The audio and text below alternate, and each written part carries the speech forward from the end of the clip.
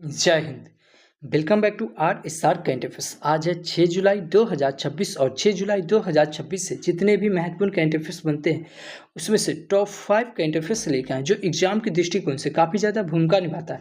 बस आपको अपने लिए यह सुबह का 15 से 20 मिनट समय निकालना है। यकीनन मानिए आप बहुत बेहतर हो जाएंगे और किसी भी एग्जाम में आप बेहतरीन करके आएंगे। तो चलिए शुरू करते हैं 6 जुलाई 2026 के करंट अफेयर्स और इससे जुड़े हुए महत्वपूर्ण फैक्ट्स भी हम लोग बात करेंगे। शुरू करने से पहले बता दें कि इस एक टॉपिक वाइज करंट अफेयर्स का एक सीरीज चला रहे हैं जिसमें आपको 2025 और 2026 के सभी सरकारी योजना के बारे में पता चलेगा कि इसे कौन सी सरकार के द्वारा कौन सी योजना चलाई गई है। इसे आप जरूर कंप्लीट करें और टॉपिक वाइज करंट अफेयर्स में आपको मिल जाएगा 2025 और 2026 के पुस्तक एवं उनके लेखक के बारे में और 2025 और 2026 के ऐप एंड पोर्टल के बारे में पता चल जाएगा और 2026 के स्पोर्ट्स से जुड़े हुए करंट अफेयर्स और 2026 के अवार्ड से जुड़े हुए करंट अफेयर्स मिल जाएगा। यह जितना भी टॉपिक वाइज करंट अफेयर्स है यह मोस्ट इंपॉर्टेंट होने वाला है क्योंकि आप देखते होंगे कि बिहार दरोगा, बिहार एसएससी और बिहार सीजीएल आप किसी भी एग्जाम की तैयारी करते हैं तो ये सब टॉपिक से प्रश्न पूछे जाते हैं। अगर आप डेडिकेटेड स्टूडेंट होंगे तो आपको ये बात आपको पता होगा। तो मैं वही टॉपिक करवा रहा हूँ जो एग्जाम में पूछने की ज़्यादा संभावना है। तो प्लीज़ इसे आप जरूर कंप्लीट करें और एक वीकली करंट अफेयर्स का एक सीरीज चला रहे हैं जो आपको हमारे चैनल RSR हॉट ट्रिक में मिल जाएगा। इसे आप जरूर देखिए क्योंकि इसमें रिवीजन के तौर पे बेहतर साबित हो जाएगा और यह जो एग्जाम में पूछने की ज़्यादा संभावना होता है ये इसमें वैसा प्रश्न लेकर आते हैं। तो चलिए फिर शुरू करते हैं। आज का पहला क्वेश्चन किसे अभी हाल ही में हेलीकॉप्टर ऑपरेशन के लिए भारत की पहली सैटेलाइट आधारित लैंडिंग प्रक्रिया किस राज्य को मंजूरी की गई है। यह मंजूरी की गई है आंध्र प्रदेश को। किसे? आंध्र प्रदेश को। इस क्वेश्चन का ऑप्शन नंबर बी सही होगा कि सभी हाल ही में हेलीकॉप्टर ऑपरेशन के लिए भारत की पहली सैटेलाइट आधारित लैंडिंग प्रक्रिया यह आंध्र प्रदेश को मंजूरी दी गई है। इस क्वेश्चन का ऑप्शन नंबर बी सही हो जाएगा। अब आंध्र प्रदेश की बात आई है, यह है मैप में आंध्र प्रदेश। आंध्र प्रदेश की कैपिटल क्या हो जाएगा? अमरावती। आंध्र प्रदेश के सीएम कौन है? एन चंद्रबाबू नायडू। और आंध्र प्रदेश के गवर्नर कौन है? जस्टिस अब्दुल नाजिर। कौन है? जस्टिस अब्दुल नाजिर। याद रखेंगे क्या कि सिर्फ फलों के उत्पादन में सबसे अग्रणी राज्य कौन है? तो ये आंध्र प्रदेश। और केले के भी उत्पादन में सबसे अग्रणी राज्य कौन है? यह आंध्र प्रदेश है। उसके बाद बता दें कि इसे आंध्र प्रदेश मैंग्रोव वन के लिए जाना जाता है। मैंग्रोव वन सबसे ज़्यादा कहाँ है? तो यह आंध्र प्रदेश में। और आंध्र प्रदेश कृष्णा नदी के तट पे और कृष्णा नदी के तट पे नागा अर्जुन सागर बांध है, श्री सेलम बांध है और अलमाटी बांध है। नागा अभी आंध्र प्रदेश में अभी निवेश चार्ट शुरू किया गया। ठीक है, निवेश चार्ट में प्रथम स्थान पे कौन है? तो आंध्र प्रदेश। दूसरे स्थान पे कौन है? उड़ीसा। और तीसरे स्थान पे कौन रहा? तो यह महाराष्ट्र रहा। आंध्र प्रदेश में नागा अर्जुन सागर श्री सेलम टाइगर रिजर्व है। और टाइगर रिजर्व आप सुनते आपके दिमाग में क्लिक करना चाहिए क्या कि भारत में टोटल टाइगर रिजर्व कितना है? तो 58 है। और 58 नंबर के कौन है? माधव है जो कि मध्य प्रदेश का है। टाइगर रिजर्व सुनते आपके दिमाग में क्लिक करना चाहिए क्या कि टाइगर प्रोजेक्ट भारत में कब आया है? तो भारत में टाइगर प्रोजेक्ट यह 1973 में आया। कब आया? 1973। एक क्या क्या आया? टाइगर प्रोजेक्ट आया और उसके बाद क्या आया? चिपको आंदोलन आया।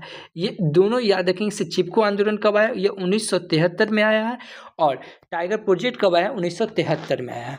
उसके बाद ठीक एक साल ऊपर याद रखेंगे क्या 1972 में क्या है? तो 1972 में आया वन जीव संरक्षण अधिनियम आया। क्या आया? वन जीव संरक्षण अधिनियम आया। और साथ में क्या है? गिर सिंह परियोजना अधिनियम आया। क्या आया? गिर सिंह परियोजना अधिनियम। और वन जीव सुनते आपके दिमाग में क्लिक करना चाहिए क्या किसे विश्व वन जीव दिवस कब मनाया जाता है? यह 3 मार्च को मनाया जाता है। और अंतर्राष्ट्रीय वन दिवस कब मनाया जाता है? यह 21 मार्च को मनाया जाता है। ठीक एक साल नीचे याद रखेंगे क्या एक साल नीचे याद 1974 याद रखेंगे। 1974 में क्या है? जल प्रदूषण नियंत्रण अधिनियम आया। क्या है? जल प्रदूषण नियंत्रण अधिनियम आया। और जल सुनते आपके दिमाग में क्लिक करना चाहिए क्या विश्व जल दिवस कब मनाया जाता है? यह 22 मार्च को मनाया जाता है। कब मनाया जाता है? 22 मार्च को। और 22 मार्च को याद रखेंगे 22 मार्च को बिहार दिवस मनाया जाता है जिसका थीम क्या है? उन्नत बिहार और विकसित बिहार। 22 मार्च हो गया। उसके बाद 22 अप्रैल को क्या बोले हम? 22 अप्रैल को क्या मनाया जाता है? पृथ्वी दिवस मनाया जाता है। और 22 मई को मनाया जाता है विश्व जैव विविधता दिवस मनाया जाता है। ये याद रखेंगे। आंध्र प्रदेश में रॉयल एलिफेंट रिजर्व, कौन सा एलिफेंट रिजर्व है? Royal elephant reserve. Elephant reserve सुनते आपके दिमाग में क्लिक करना चाहिए। क्या एलिफेंट प्रोजेक्ट कब आया है? यह 1992 में आया है। कब आया? 1992 में। आंध्र प्रदेश में कोलेलू झील है, पुलिकट झील है। आंध्र प्रदेश में राजीव गांधी नेशनल पार्क है, श्री वेंकटेश्वर नेशनल पार्क है और पापीकोंडा नेशनल पार्क है। आंध्र प्रदेश में विशाखापट्टनम बंदरगाह है जो कि सबसे गहरा एवं प्राकृतिक पोर्ट बंदरगाह है और मछलीपट्टनम बंदरगाह है। आंध्र प्रदेश में काकीनाड बंदरगाह है जिसे आंध्र प्रदेश का पतन शहर कहा जाता है। अभी आंध्र प्रदेश सरकार के द्वारा जीरो प्रॉपर्टी P4 पहल योजना शुरू किया गया, थल लकी बंधना योजना शुरू किया गया और एक परिवार एक उद्यमी योजना शुरू किया गया और दीपम 2.0 योजना शुरू किया गया और दिव्यांग शक्ति, क्या है? दिव्यांग शक्ति कहाँ शुरू किया गया? यह आंध्र प्रदेश में। आंध्र प्रदेश में पैदा पोदांग महोत्सव मनाया गया, फ्लेमिंग महोत्सव मनाया गया और उगदी महोत्सव मनाया गया। आंध्र प्रदेश में विशाखापट्टनम है, आंध्र प्रदेश में विशाखापट्टनम में अराकू घाटी है, ये याद रखेंगे। आंध्र प्रदेश में गुड़ जनजाति, कुर्स साबरा जनजाति, चेचू जनजाति पाई जाती है और आंध्र प्रदेश में नागा अर्जुन सागर बांध है, ये कृष्णा नदी के तट पे, और श्रीशैलम बांध है जो कि ये भी कृष्णा नदी के तट पे, और मैटूर बांध है जो कि कावेरी नदी के तट पे है। आंध्र प्रदेश में तिरुपति मंदिर है जो कि 7 पर्वतों का मंदिर कहा जाता है जो कि भगवान विष्णु को समर्पित है। और लोक नृत्य क्या है? आंध्र प्रदेश में कुंभी लोकनृत्य, सिद्धि माधुरी लोकनृत्य और वीर नाट्यम लोकनृत्य पाई जाती है। 2025 का ग्लोबल टूरिज्म अवार्ड कौन जीता? तो यह आंध्र प्रदेश जीता और आंध्र प्रदेश में सैक्सचलम जैव मंडल है। आंध्र प्रदेश में अंतर्राष्ट्रीय योग महोत्सव मनाया गया, कहाँ? आंध्र प्रदेश के विशाखापट्टनम में। और प्रोजेक्ट हनुमान कहाँ शुरू किया गया? यह आंध्र प्रदेश में शुरू किया गया। तो इतना याद रखेंगे आंध्र प्रदेश से। अभी आंध्र प्रदेश सरकार ने राजस्व व्यापी अभियान योगांध्र 2026 शुरू किया है।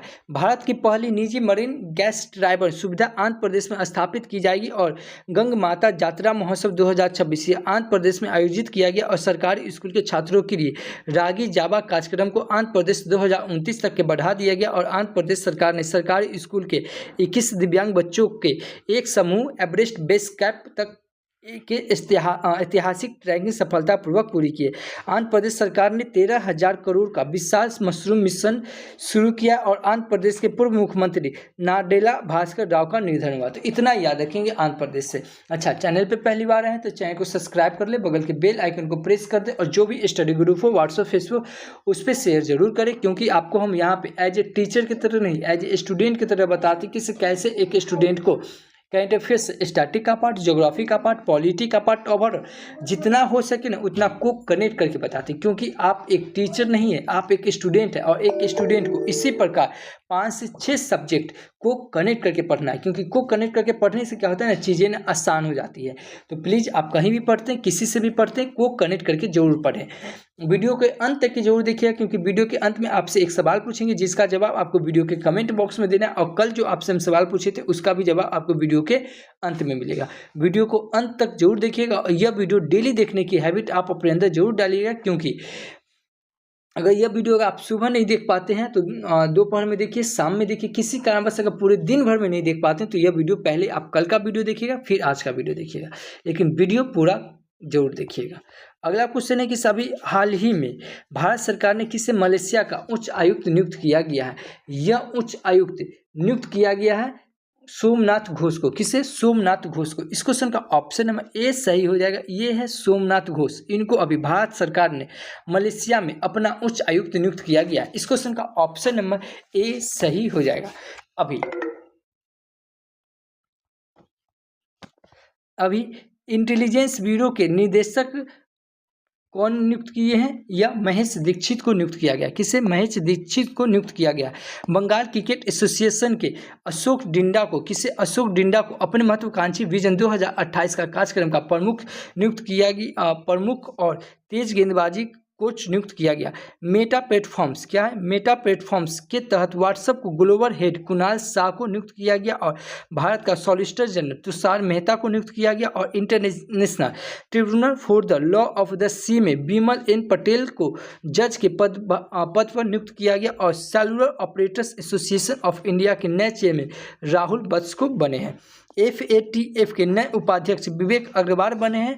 तो इतना याद रखेंगे नियुक्ति से। अच्छा, नियुक्ति की बात आए तो कुछ इंपॉर्टेंट नियुक्ति आपको मैं बता रहा हूँ, बस मेरे साथ रिकॉल कीजिए और जैसे जैसे मैं को कनेक्ट कर रहा हूँ बस आपको भी उसी प्रकार को कनेक्ट करना है। जैसे DRDO के अध्यक्ष कौन है? राजेश कुमार सिंह है। इसरो के अध्यक्ष कौन है? वी नारायण। अब वी नारायण से याद रखेंगे क्या है, किसे? वी नारायण को अभी JP बिरला अवार्ड दिया गया है। किसे? वी नारायण को। BSF के महानिदेशक कौन है? प्रवीण कुमार। क्या बोले हम? BSF के कौन है? प्रवीण कुमार। और प्रवीण नाम सुनते आपके दिमाग में क्लिक करना चाहिए क्या? CBI। क्या बोले हम? CBI के अध्यक्ष कौन है? तो प्रवीण सूद है। कौन है? प्रवीण सूद। उसके बाद एक होता है CBC। क्या बोले हम? CBC के अध्यक्ष कौन है? तो प्रवीण कुमार श्रीवास्तव। याद रखेंगे। उसके बाद याद रखेंगे क्या कि CISF के महानिदेशक कौन है? तो प्रवीण रंजन। कौन है? प्रवीण रंजन। उसके बाद ITBP के महानिदेशक कौन है? तो शत्रुजीत सिंह कपूर। कौन है? शत्रुजीत सिंह कपूर। NCC के महानिदेशक कौन है? वीरेंद्र बस। सेबी के कौन है? तुहिन कांत। रॉ के चेयरमैन कौन है? पराग जैन। BPCL के अध्यक्ष कौन है? संजय खन्ना। क्या बोले हम? BPCL के कौन है? संजय खन्ना। कौन है? संजय खन्ना। और संजय नाम सुनते आपको दिमाग में क्लिक करना चाहिए क्या? संजय मूर्ति। क्या है? संजय मूर्ति, जो कि कैग। क्या बोले हम? कैग। CAG कैग, यानी कि नियंत्रक एवं मालिक परीक्षक कौन है? तो संजय मूर्ति है। उसके बाद एक है संजय मल्होत्रा, जो कि RBI के गवर्नर है। क्या चीज के हैं? RBI के गवर्नर है। कौन? संजय मल्होत्रा। और उसके बाद याद रखेंगे क्या, किस? UPSC के चेयरमैन कौन है? तो अजय कुमार। कौन है? यूपीएससी के कौन है? अजय कुमार। अजय नाम सुनते आपके दिमाग में क्लिक करना चाहिए क्या? किस? वर्ल्ड बैंक के अध्यक्ष कौन है? तो संजय वंगा है। उसके बाद एक है अजय सेठ, जो कि वित्त सचिव है। और एक है अजय कुमार भल्ला, जो कि मणिपुर का गवर्नर है। कौन है? मणिपुर का गवर्नर है। उसके बाद याद रखेंगे क्या कि 16वां फाइनेंशियल कमीशन आयोग कौन है? तो अरविंद पनघड़िया। इलेक्शन आयोग कौन है? तो ज्ञानेश कुमार। और यूनेस्को के महानिदेशक कौन है? तो खालिद एल ईनानी। कौन है? खालिद एल ईनानी। याद रखेंगे ये है खालिद एल ईनानी। एक है खालिद जामी, जो कि भारतीय फुटबॉल टीम कोच के अध्यक्ष है। उसके बाद पटना उच्च न्यायालय के मुख्य न्यायाधीश कौन है? तो मीनाक्षी राय। कौन है? मीनाक्षी राय। ICC के चेयरमैन कौन है? जयसाब। BCCI के चेयरमैन कौन है? तो मिथु मीनास। ACC के कौन है? मोहसिन नकवी। और नीति आयोग के चेयरमैन कौन है? तो नीति आयोग के चेयरमैन हमेशा वर्तमान के प्रधानमंत्री होते हैं। तो अभी के वर्तमान के प्रधानमंत्री कौन है? तो नरेंद्र मोदी। और नीति आयोग से याद रखेंगे से नीति आयोग के द्वारा अभी संपूर्णता अभियान 2.0 योजना चलाया गया। और नीति आयोग के उप चेयरमैन कौन है? तो अशोक कुमार लहारिया। और नीति आयोग के CEO कौन है? तो निधि छिब्बर है। परमाणु ऊर्जा नियामक बोर्ड अध्यक्ष कौन है? तो AK बालसुब्रमण्यम है। और कैबिनेट सचिव कौन है? तो TB सोमनाथ। और चीफ ऑफ डिफेंस स्टाफ यानी कि CDS कौन है? तो NS राजा सुब्रमण्यम है। थल सेना के अध्यक्ष कौन है? तो उपेंद्र द्विवेदी। और वायुसेना के अध्यक्ष कौन है? तो अमरप्रीत सिंह। और नौसेना के अध्यक्ष कौन है? तो कृष्णा स्वामीनाथन है। FBI के निदेशक कौन है? तो काश पटेल। और रेलवे के CEO कौन है? तो सतीश कुमार। और अटॉर्नी जनरल कौन है? तो R वेंकट रमनी है। 53वें CGI कौन है? तो सूर्यकांत है। और विक्रम भाई साराभाई स्पेस सेंटर के अध्यक्ष कौन है? तो राजा राजन। और CRPF के महानिदेशक कौन है? तो ज्ञानेन्द्र प्रताप सिंह। UIDA के CEO कौन है? तो भुवनेश्वर कुमार। और CBC के अध्यक्ष कौन है? तो लोखंडे प्रशांत सीताराम। AFI क्या है? भारतीय एथलीट महासंघ के अध्यक्ष कौन है? तो बहादुर सिंह सगू। तो इतना याद रखेंगे नियुक्ति से। अगेन मैं फिर बता रहा हूँ, जिस प्रकार मैं को कनेक्ट कर रहा हूँ पूरे यूट्यूब पर आपको कोई ऐसे इस प्रकार से पढ़ाते हुए नहीं मिलेगा। तो प्लीज ध्यान में रखिएगा। अगला क्वेश्चन है कि सभी हाल ही में चीफ ऑफ स्टाफ कमेटी के अध्यक्ष एकीकृत रक्षा स्टाफ प्रमुख के रूप में किसे नियुक्त किया गया है? यह नियुक्त किया गया तेजिंदर सिंह को। किसे? तेजिंदर सिंह को। इस क्वेश्चन का ऑप्शन नंबर C सही होगा कि ये है तेजिंदर सिंह। इनको अभी चीफ ऑफ स्टाफ कमेटी के अध्यक्ष के एकीकृत रक्षा स्टाफ प्रमुख के रूप में नियुक्त किया गया है। इस क्वेश्चन का ऑप्शन नंबर C सही हो जाएगा। और नियुक्ति से अभी ही आपको पूरा चीज रिकॉल करवाया है। अगला क्वेश्चन कि सभी हाल ही में 54वें वर्ल्ड रोइंग चैंपियनशिप 2026 का आयोजन यह कहाँ किया गया? तो यह नीदरलैंड में किया गया। इस क्वेश्चन का ऑप्शन नंबर C सही हुआ कि सभी हाल ही में 54वीं वर्ल्ड रोइंग चैंपियनशिप 2026 का आयोजन यह नीदरलैंड में किया गया। इस क्वेश्चन का ऑप्शन नंबर C सही हो जाएगा। अगला क्वेश्चन है कि सभी हाल ही में गंभीर रूप से सूखने के कारण चर्चा में रही मलप्रभा नदी मुख्य रूप से किस राज्य में बहती है? तो ये आपको पता होगा कि मलप्रभा नदी यह कहाँ बहती है? तो यह कर्नाटक में बहती है। इस क्वेश्चन का ऑप्शन नंबर C सही होगा कि गंभीर रूप से सूखने के कारण चर्चा में रही मलप्रभा नदी को मुख्य रूप से कर्नाटक राज्य में बहती है। यह कृष्णा नदी की एक प्रमुख सहायक नदी है। और यह कर्नाटक के बेलगांव, धारवाड़, गदग और बंगाल कोट जिले से होकर यह गुजरती है। तो इस क्वेश्चन का ऑप्शन नंबर सी सही हो जाएगा। अब कर्नाटक की बात आई है, यह है मैप में कर्नाटक। कर्नाटक की कैपिटल क्या हो जाएगा? बेंगलुरु। और बेंगलुरु सुनते आपके दिमाग में क्लिक करना चाहिए क्या? अगेन मैं फिर बता रहा हूँ, एज ए टीचर की तरह नहीं, आपको एज ए स्टूडेंट की तरह बता रहा हूँ। बेंगलुरु सुनते आपके दिमाग में क्लिक करना चाहिए कि किस एयर शो अभी कहाँ हुआ है, या बेंगलुरु में हुआ है। जनसंख्या घड़ी कहाँ लगी है? तो बेंगलुरु में। और जनसंख्या घड़ी सुनते आपके दिमाग में दो क्वेश्चन और क्लिक करना चाहिए क्या? वैदिक घड़ी कहाँ? तो मध्य प्रदेश के उज्जैन में। और जलवायु घड़ी कहाँ? तो यह दिल्ली में। उसके बाद 6वां अंतर्राष्ट्रीय बाजरा महोत्सव कहाँ हुआ है? तो ये बेंगलुरु में। और भारत का दूसरे नंबर का क्रिकेट स्टेडियम कहाँ बनेगा? तो ये बेंगलुरु में। और पहले नंबर का कहाँ बन चुका है? तो ये गुजरात में। महिला के लिए सबसे सुरक्षित शहर किसे घोषित किया गया? तो ये बेंगलुरु को। और गूगल अपना कैंपस बनाएगा जिसका नाम क्या है? एतना। यह कहाँ बनाएगा? यह बेंगलुरु में। और बेंगलुरु में अभी ध्यान मंदिर बनाया गया जिसका उद्घाटन कौन किए? तो वर्तमान के प्रधानमंत्री मोदी जी ने किए हैं। उसके बाद याद रखें से जस्टिस रिपोर्ट के पहले स्थान पे कौन है? तो यह बेंगलुरु है। कर्नाटक के सीएम कौन है? तो DK शिव कुमारम है। कौन है? DK शिव कुमारम है। और गवर्नर कर्नाटक के गवर्नर कौन है? थावर चंद गहलोत। और कर्नाटक में लोकसभा की सीट 28, राज्यसभा की सीट 22 और राज्यसभा की सीट 12 और विधानसभा की सीट 224 है। कितना है? 224 है। याद रखेंगे क्या? किसी कॉफ़ी के उत्पादन में सबसे अग्रणी राज्य कौन है? तो यह कर्नाटक है। कॉफ़ी के उत्पादन में, मक्का के उत्पादन में और नारियल के उत्पादन में सबसे अग्रणी राज्य कौन है? तो यह कर्नाटक है। और सबसे ज़्यादा हाथी कहाँ पाया जाता है? यह कर्नाटक में पाया जाता है। बादामी गुफा मंदिर यह कहाँ है? यह कर्नाटक में। और काली टाइगर रिजर्व यह कहाँ है? तो यह भी कर्नाटक में है। ये याद रखेंगे। सेट्टीहल्ली वन्यजीव अभ्यारण्य यह कहाँ है? यह भी कर्नाटक में। ये सब याद रखेंगे। कर्नाटक में याद रखेंगे से कर्नाटक में बांदीपुर टाइगर रिजर्व है, भद्रा टाइगर रिजर्व है, नागरहोड टाइगर रिजर्व और दंदूरी टाइगर रिजर्व और बिलीगिरी टाइगर रिजर्व है। टाइगर रिजर्व सुनते आपके दिमाग में क्लिक करना चाहिए क्या? कि भारत में टोटल टाइगर रिजर्व कितना है? तो भारत में टोटल 58 है टाइगर रिजर्व। और 58 नंबर के कौन है? माधव है, जो कि मध्य प्रदेश का है। टाइगर रिजर्व सुनते आपके दिमाग में क्लिक करना चाहिए क्या? कि इस भारत में टाइगर प्रोजेक्ट कब आया? तो यह 1973 में आया। कब आया? 1973 में। 1973 में याद रखें क्या? कि एक तो टाइगर प्रोजेक्ट आया और एक चिपको आंदोलन क्या है, जो कि पेड़ को कटाई से बचाने से है, ठीक है, संरक्षण से। तो चिपको आंदोलन भी कब आया? 1973 में। ठीक, एक साल ऊपर याद रखें क्या? 1972 में क्या आया? तब 1972 में वन्यजीव संरक्षण अधिनियम आया है और साथ में गिर सिंह परियोजना अधिनियम आया है। देखिए लिखेंगे कम, बोलेंगे ज़्यादा, क्योंकि लिखने में ज़्यादा समय लगेगा। तो याद रखें क्या? 1972 में क्या है? वन्यजीव संरक्षण अधिनियम और गिर सिंह परियोजना अधिनियम आया। और वन्यजीव से याद रखेंगे से विश्व वन्यजीव दिवस कब मनाया जाता है? 3 मार्च को। और अंतर्राष्ट्रीय वन दिवस कब मनाया जाता है? यह 21 मार्च को। ठीक, एक साल बाद याद रखें क्या? 1974 में याद रखें 1974 में क्या आया है?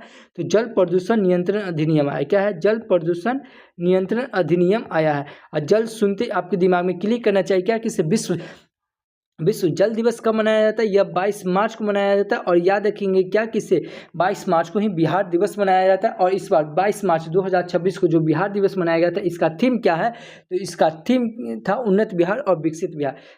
22 मार्च हो गया। उसके बाद 22 अप्रैल को क्या मनाते हैं? तो पृथ्वी दिवस मनाते हैं। और 22 मई को क्या मनाते हैं? तो जैव विविधता दिवस मनाते हैं। कर्नाटक में इंडेली एलिफेंट रिजर्व और Mysore elephant reserve. Elephant reserve सुनते आपके दिमाग में क्लिक करना चाहिए क्या? कि एलिफेंट प्रोजेक्ट कब आया है? यह 1992 में आया है। कर्नाटक में भूताल लोकनृत्य, यक्षगान लोकनृत्य, नागमंडला लोकनृत्य, बेलाटा लोकनृत्य और करगा लोकनृत्य पाई जाती है। राजस्थान में जाग या गरसोप्पा या इसे महात्मा गांधी जलप्रपात कहते हैं, जो कि साबरमती नदी के तट पे। और कर्नाटक में कुदेरमुख नेशनल पार्क है, अंसी नेशनल पार्क है, बनेरहट्टा नेशनल पार्क है। कर्नाटक में अलमाटी बांध है, जो कि कृष्णा नदी के तट पे। और शिव समुद्र बांध है, जो कि कावेरी नदी के तट पे। और कृष्णा सागर बांध है, जो कि ये भी कावेरी नदी के तट पे है।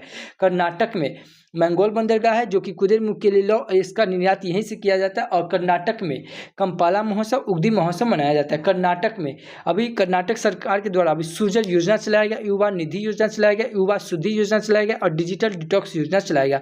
कुसुम सी योजना चलाया गया, ई-सेतु 2.0 योजना चलाया गया। और लिप योजना कहाँ चलाया गया? यह कर्नाटक सरकार के द्वारा चलाया गया। कर्नाटक में अभी विरूपाक्ष मंदिर है, जिसके संस्थापक देवराज द्वितीय है। गोमतेश्वर मंदिर है, जिसे बाहुबली मंदिर कहते हैं, जो कि 17 मीटर ऊंची है। हजारा राम मंदिर है, जो कि हम्पी में, जिसका निर्माण देवराय प्रथम ने करवाया था। तो इतना याद रखेंगे कर्नाटक से। अभी बेंगलुरु स्थित एआई स्टार्टअप सर्वम एआई भारत का 130वां कितना 130वां यूनिकॉर्न बन गया है। कर्नाटक के काली टाइगर रिजर्व में एक नए फॉरेस्ट मॉथ की खोज हुई है और भारत का सबसे ऊंचा विंड टर्बाइन कर्नाटक में स्थापित है और शराब में मौजूद एल्कोहल की मात्रा के आधार पर टैक्स लगाने वाला भारत का पहला राज्य कौन बना? यह कर्नाटक बना है। कर्नाटक सरकार ने स्कूल कॉलेज में हिजाब बैन फैसले को वापस लिया और प्रधानमंत्री मोदी ने बेंगलुरु में नवनिर्मित ध्यान मंदिर का उद्घाटन किया और एनसीआरबी की रिपोर्ट के अनुसार बेंगलुरु में सर्वाधिक आत्महत्या दर्ज की गई और भारत का पहला राज्य द्वारा संचालित अंतरिक्ष प्रौद्योगिकी उत्कृष्टता केंद्र बेंगलुरु में शुरू किया गया है। तो इतना याद रखेंगे कर्नाटक से। अगर मैं फिर बता रहा हूँ, जिस प्रकार मैं को कनेक्ट कर रहा हूँ पूरे यूट्यूब पर आपको कोई नहीं मिलेगा इस प्रकार को कनेक्ट करते हुए। तो प्लीज़ चैनल पे पहली बार आए तो चैनल को सब्सक्राइब जरूर कर ले। अगला क्वेश्चन है कि सभी हाल ही में वर्ल्ड हाइड्रो पावर आउटलुक 2026 के अनुसार भारत को स्थापित जल विद्युत मामले में कौन सा स्थान दिया गया है? तो यह 5वां स्थान दिया गया। इस क्वेश्चन का ऑप्शन नंबर बी सही होगा कि सभी हाल ही में वर्ल्ड हाइपर पावर आउटलुक 2026 के अनुसार भारत को स्थापित जल विद्युत मामले में यह 5वां स्थान दिया गया। इस क्वेश्चन का ऑप्शन नंबर बी सही हो जाएगा। अच्छा, आज के लिए आपका क्वेश्चन कि सभी हाल ही में भारत के 97वें ग्रैंड मास्टर कौन बने? अगर आप हमारा वीडियो कंटिन्यू देख रहे हैं तो इस क्वेश्चन का आंसर आपको आना चाहिए। नहीं आता है, मोबाइल उठाइए, वीडियो को पॉज कीजिए, गूगल पे सर्च कीजिए, जितना फैक्ट्स बनता है उतना लिख दीजिए। यकीनन मानिए किसी भी चीज़ को आप लिख देते हैं वह हमेशा के लिए आपको याद हो जाता है। तो प्लीज़ लिखने की हैबिट आप अपने अंदर जरूर डालिए। अगर इस वीडियो का अगर PDF फाइल चाहे तो आप हमारे Telegram channel RSR current affairs से सर्च करके जुड़ सकते हैं या इस QR कोड को स्कैन करके जुड़ सकते हैं। टेलीग्राम जरूर ज्वाइन जाए क्योंकि टेलीग्राम पे आपको इसका वीडियो मिलेगा। अब वीडियो के ठीक नीचे इसका PDF फाइल मिलेगा और ठीक नीचे इसका MCQ मिलेगा, जो आप कभी भी किसी भी समय आप इसका MCQ लगा सकते हैं। तो प्लीज़ चैनल पे पहली बार आए तो चैनल को सब्सक्राइब कर ले और टेलीग्राम जरूर ज्वाइन कर जाइए। और कल जो आपसे हम क्वेश्चन पूछे थे कि सभी हाल ही में अंतर्राष्ट्रीय क्रिकेट में सबसे ज़्यादा विकेट लेने वाले सबसे गेंदबाज कौन बने? तो यह दीप्ति शर्मा बने। कौन बने? दीप्ति शर्मा। इस क्वेश्चन का ऑप्शन नंबर बी सही था। अगर आप डेडिकेटेड स्टूडेंट होंगे तो जितना फैक्ट्स मैं को कनेक्ट करके बता रहा हूँ यह सब आपको मजा आ रहा होगा। अगर मजा आ रहा है तो चैनल को सब्सक्राइब कर लीजिए, बगल के बेल आइकन को प्रेस कर दीजिए। जो भी स्टडी ग्रुप हो व्हाट्सएप फेसबुक उस पर से जरूर करें और एक छोटा सा कमेंट करके जरूर बताएं कि यह वीडियो आपको कैसा लगता है, क्योंकि आपका एक छोटा सा कमेंट मेरे लिए एज ए फ्यूल की तरह काम करता है।